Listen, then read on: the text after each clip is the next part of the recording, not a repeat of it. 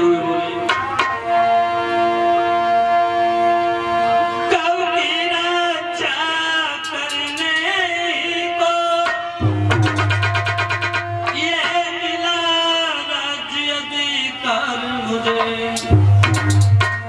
यदि यही काम में कर ना सका तो लाख लाख देगा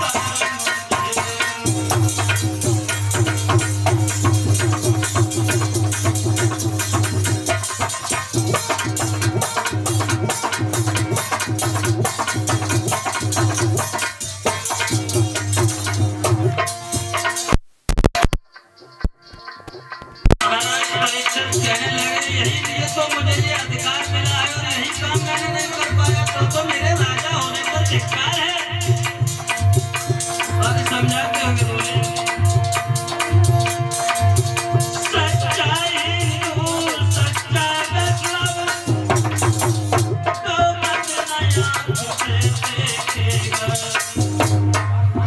या तो कट कर मर जाएगा या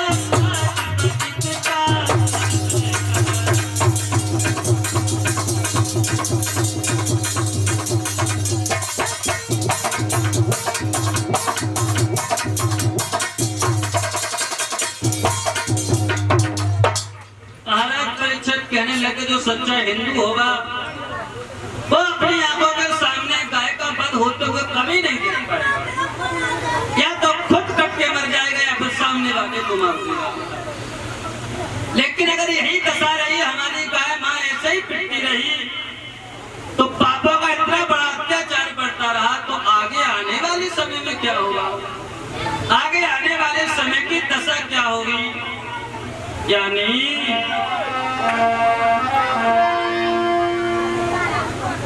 समझाते हुए बोले कि कुछ दिन के बाद जमाने की पर हवा बदलने वाली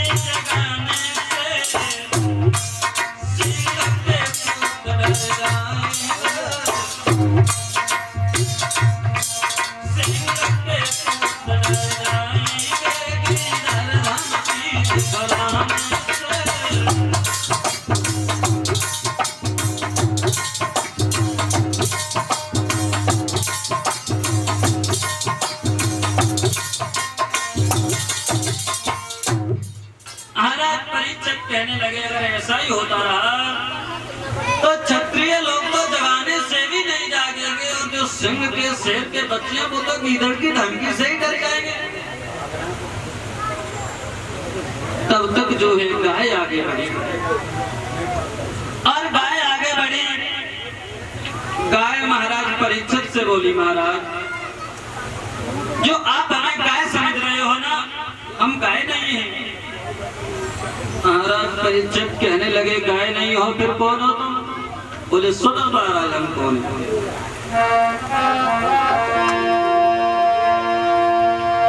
और यह गाय नहीं है पृथ्वीपति और यही पृथ्वी कहलाती है।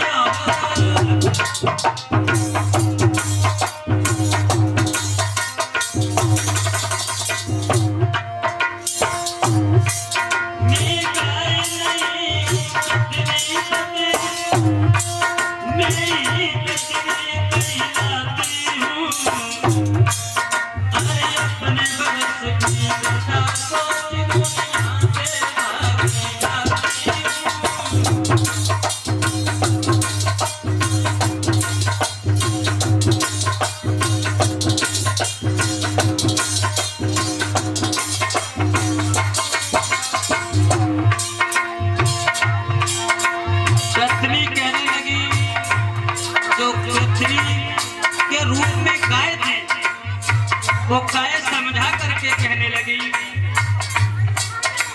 हे महाराज हम काय नहीं हैं, हम ही पृथ्वी हैं और हमारे पीछे ये जो बैल आ रहा है ये बैल नहीं है, ये धर्म है धर्म।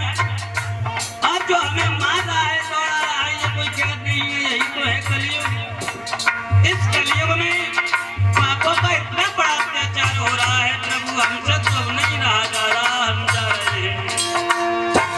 तो धर्म बोला, धर्म आए अवतार में बैल नहीं, भूतल पर धर्म कहता हूँ, अपनी निर्बलता के कारण संसार छोड़ कर जाता हूँ।